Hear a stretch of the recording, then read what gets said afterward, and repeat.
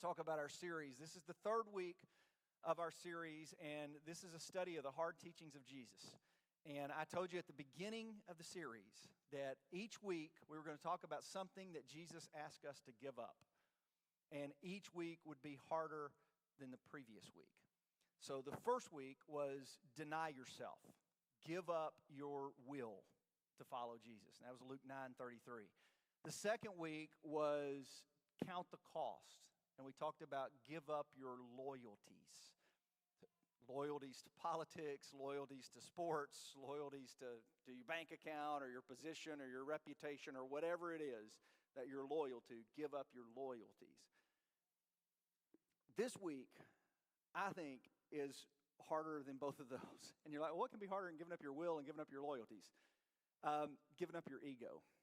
That's what we're going to talk about this morning, is giving up your ego. And I'm going to start with a definition, and then we're going to jump right into the text. So I'm going to use the definition from Ryan Holiday, who wrote the book, Ego is the Enemy, the cursed book that sits on the corner of my desk, reminding me all the time of what I need to be doing. And so here's the way he defines ego right here. Ego is an unhealthy belief in our own importance. It's arrogance, self-centered ambition. It's the petulant child inside every person.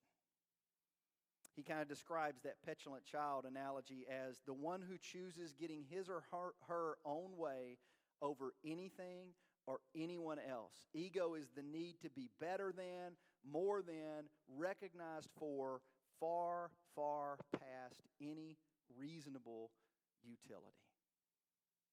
That's ego. And thank God I don't have one. Right? I mean, and thank God you don't have one either, because this is a room full of Christians. So we're all humble and kind. Have you ever met a Christian with an ego? Okay, good. I haven't either. It's an amazing thing. People that follow Christ, they don't have egos, right? I mean, the president has an ego, sure. Kanye West, yeah, he's got an ego. Muhammad Ali, yeah, he had a bit of ego. Steve Jobs, oh, sure, yeah, he had an ego. Elon Musk, yeah, he's got an ego. Bezos, yeah, we could go through the list. There's all kinds of people I can think of that have really, really big egos, but not me. Because here's the tricky thing about ego. It's a blind spot in every one of our lives. Ego is easy to spot in other people. It's very difficult to spot in ourselves. And it's kind of like income. As long as somebody has a bigger one than me, mine's not that big. I mean, like with income, as long as somebody makes a bigger income than me, then I don't make that much. As long as somebody has a bigger ego than me, then I don't really have a problem with ego. But you think that's the standard that God calls us to as Christians? That the standard is just find somebody with a bigger ego than you and you can feel good about yourself. Or, find the biggest egomaniac that you can find and say, well, at least it's not as big as that guy's, and so therefore you're good. Obviously, I think Jesus calls us to a slightly higher standard than that. And the standard that Jesus calls us to is incredibly difficult. And you may be thinking, well, I don't even know I know that Jesus was an example of somebody who didn't have ego. I understand that. And I know, like in Philippians 2, it talks about humility. But when you say give up your ego, I can't think of anywhere specifically that Jesus tells us to do that. I mean, I get that he's an example, but where does Jesus say, like, when you say give up your will, Jesus said specifically deny yourself.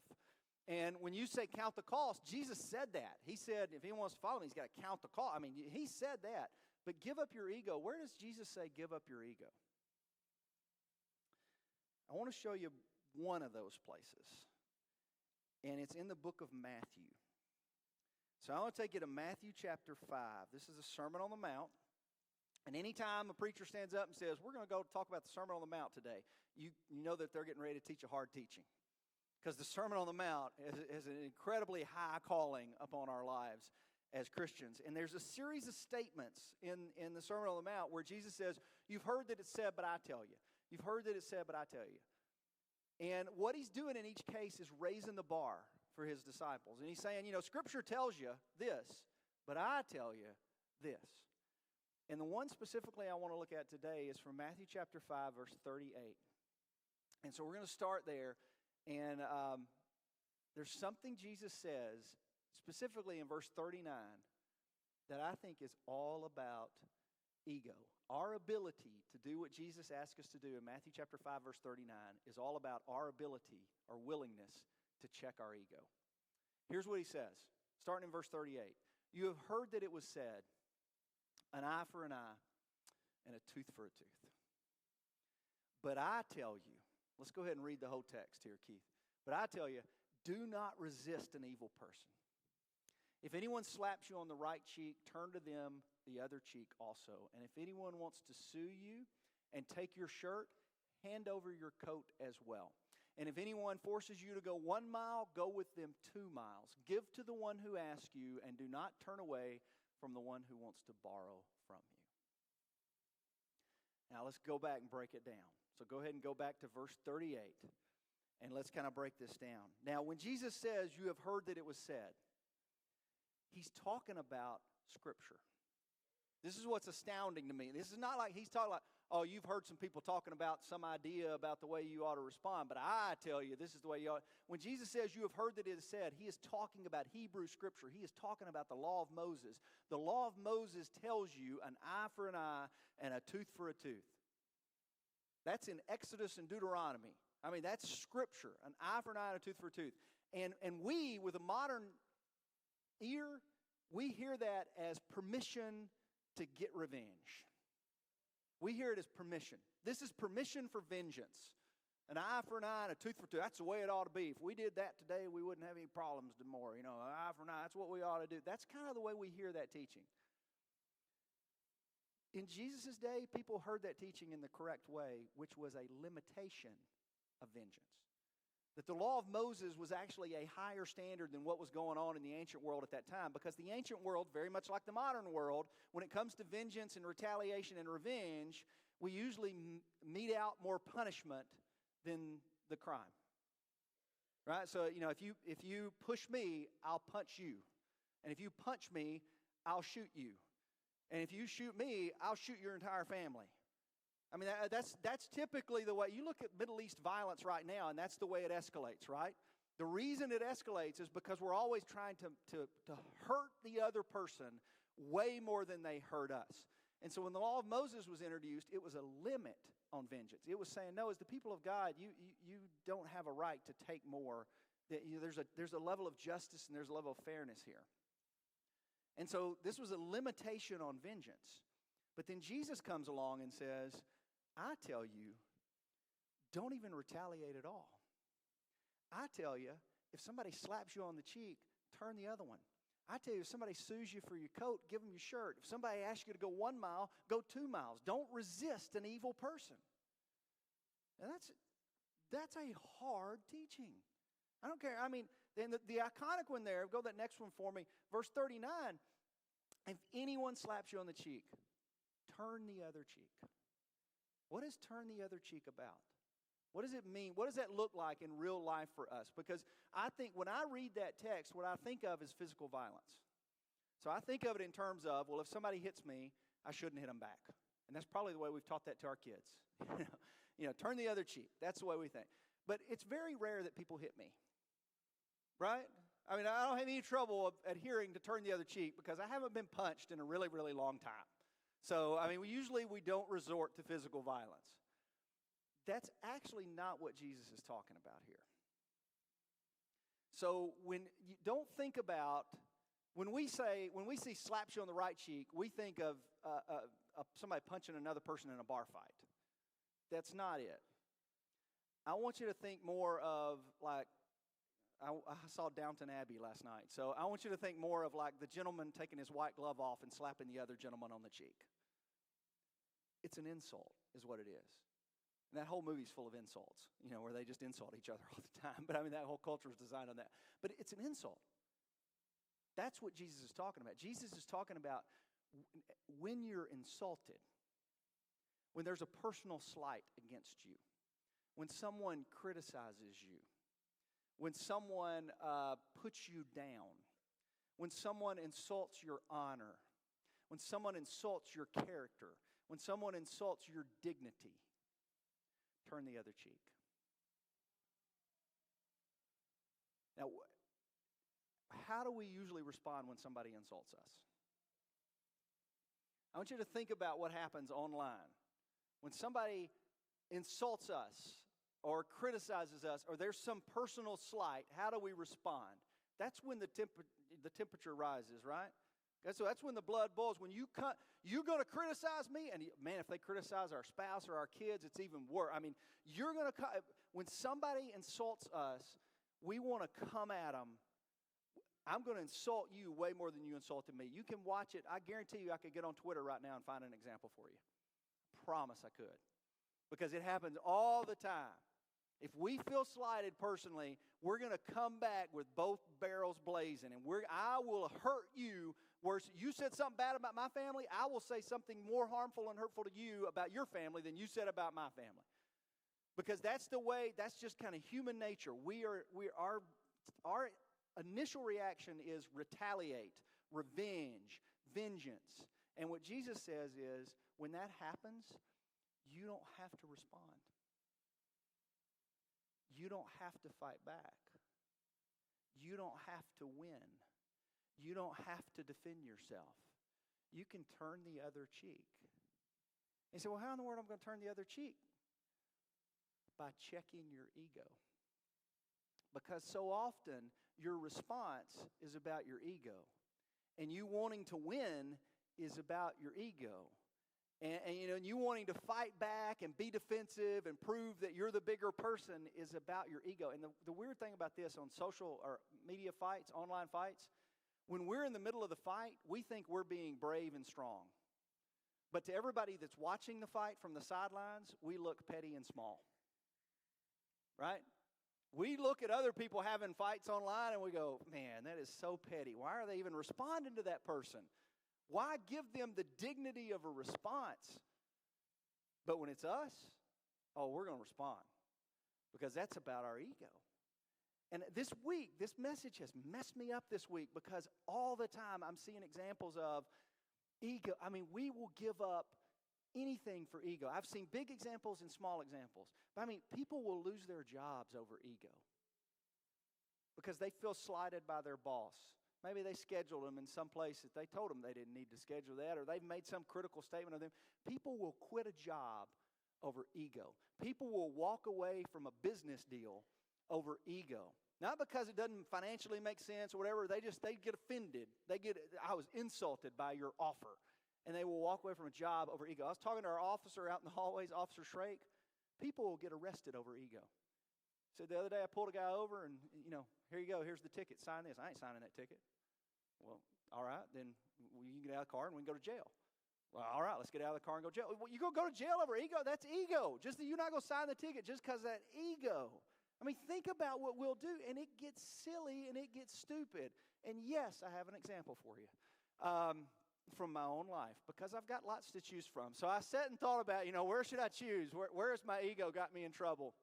And there's so many examples. I'll give you a tiny one because it's a safe one. Whoops, sorry, Scott, didn't mean to do that. A couple weeks ago, there was a volleyball game at Zion, and I was keeping the book for volleyball. And I normally don't keep the book. I normally keep the scoreboard. And I can't stand keeping the scoreboard for volleyball because it's just you press button. I mean, it's just like, it's the easiest thing in the world to do. And it's not that big a deal. Like, you don't even have to have that scoreboard there and it'd be fine. It's no big deal. But I was at the volleyball game and I was asked to keep the book. And so the official is there in front of us, and we ended up with an official that's kind of a stickler for the rules.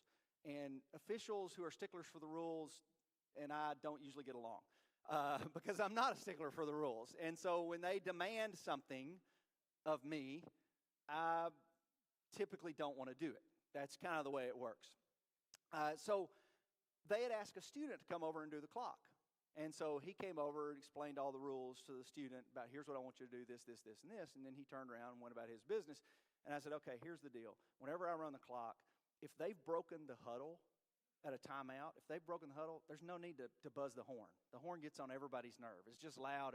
Just don't worry about it. So if both teams are on the court, everybody knows it's time to start playing again. So just turn the clock off and reset it. And they were like, okay, yeah, that sounds good.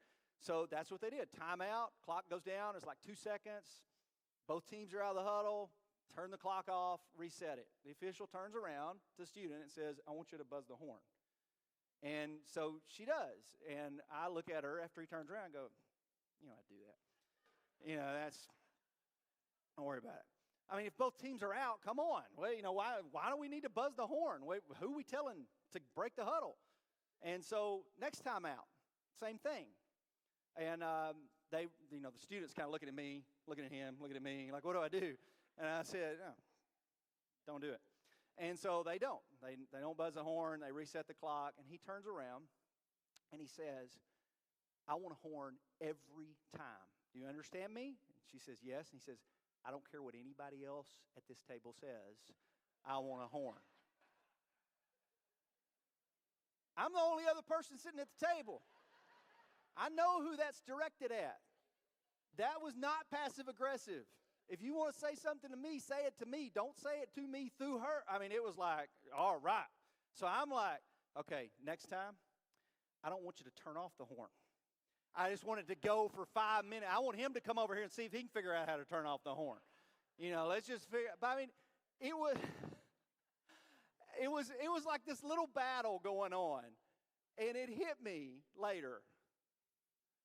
This is JV volleyball. All right? He's an official at a JV volleyball game, using his authority to kind of throw around about the clock. I'm a volunteer at a JV volleyball game, and I'm in charge of the clock. What is that all about? Ego. Ego, both of us. It was about our egos.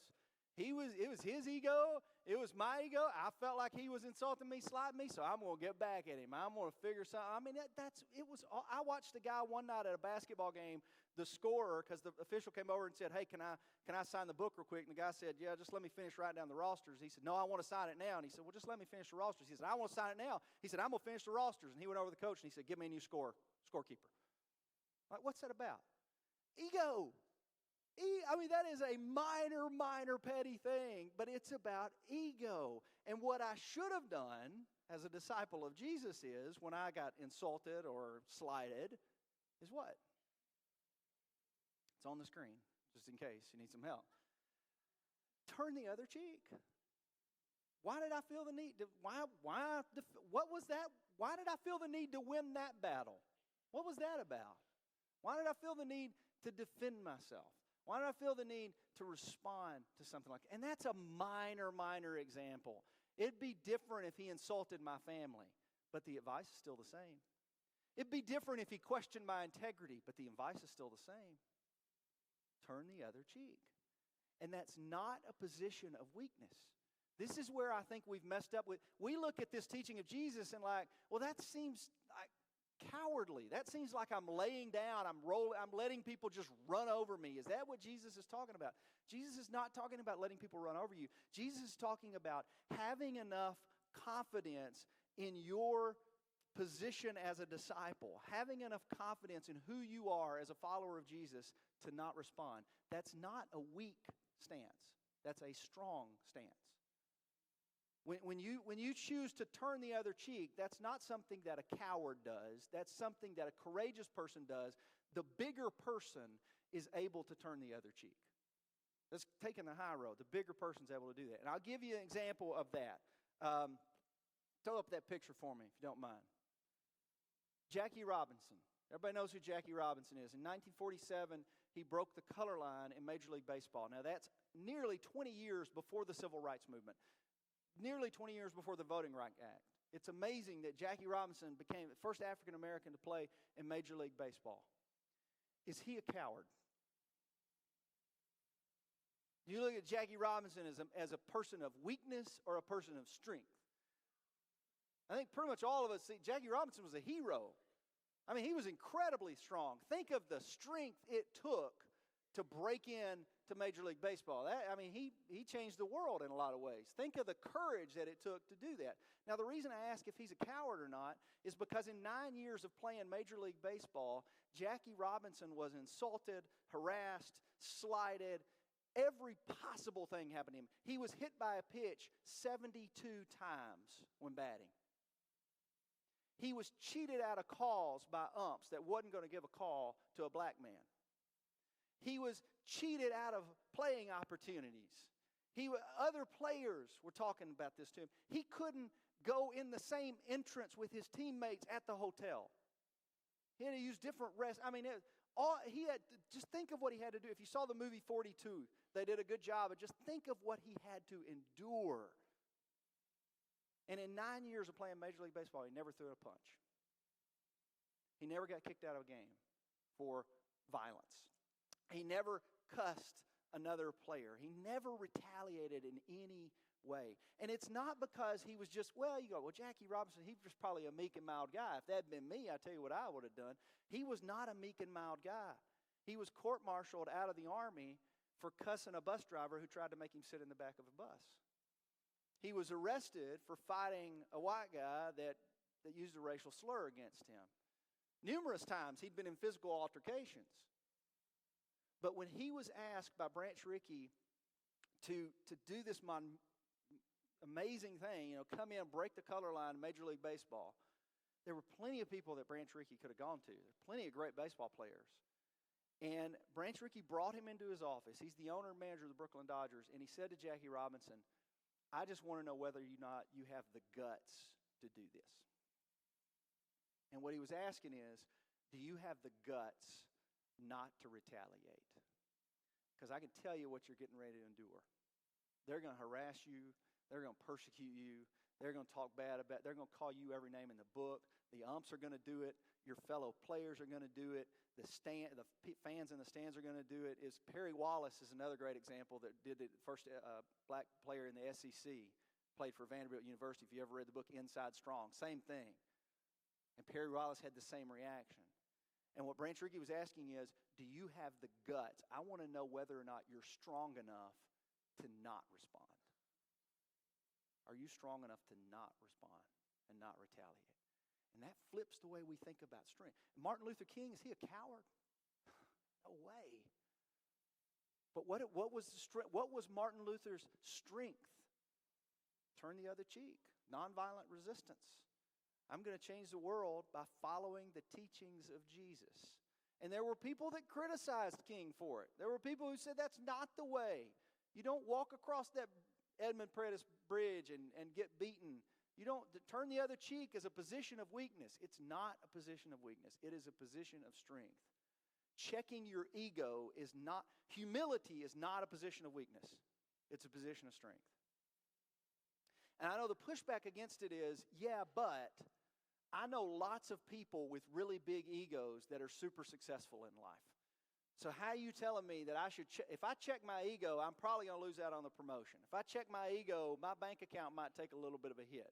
I know, and yet you are correct. Ego works. There are people that have been elected to office because they got big egos. And they wouldn't have got there without the big ego. There's people that have made millions and millions of dollars because they got big egos. There's people that have been super successful in sports because they've got big egos. So it works. They've won at some things.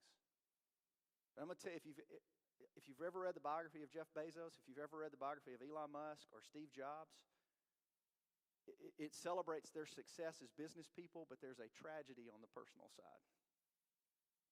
Because they've won major stock options and lost their family. Or they've won all of this success and accolades and created all these incredible, amazing products and lost the relationship that they have with their children.